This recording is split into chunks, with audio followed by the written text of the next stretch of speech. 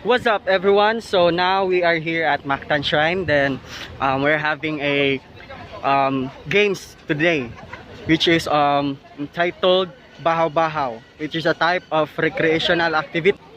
We are the one who will play the Bahaw Bahaw. So the procedure of playing this game is we have two teams.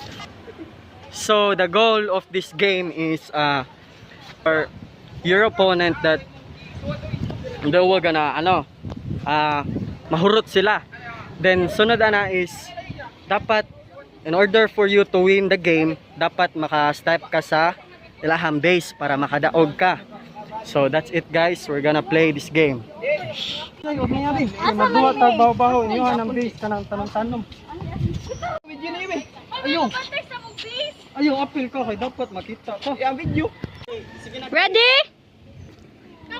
Ready? Go!